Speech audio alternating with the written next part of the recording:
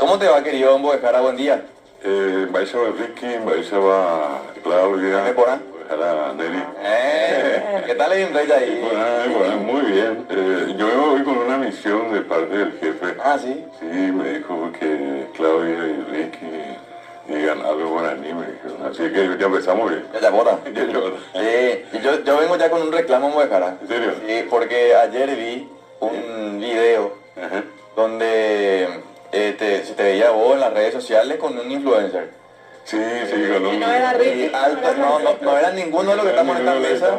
Y Carlos Báez, y eso para mí significa una traición, Mbojara.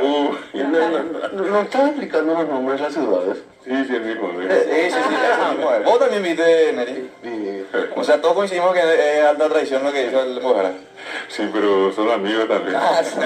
Sí. Es el problema. Bueno, ¿No sabía que hoy es el Día de la Conciencia? Dicho sea de paso. Hoy es el Día de la Conciencia. El Día de la Conciencia, un día mundial. Vos sabés que me gusta, vamos a desarrollar un poco el Día de la Conciencia. Hay mucho por concienciar y por ser conscientes el día de hoy. Recordar que un día como hoy nacía una gran actriz, docente y directora de teatro, María Elena Sachero, y también un día como hoy, 5 de abril del 2003, fallecía uno de los más grandes intelectuales de contemporáneos, el doctor Adriano Irala Burgos. Gracias, Mbojara, nos honran con su presencia.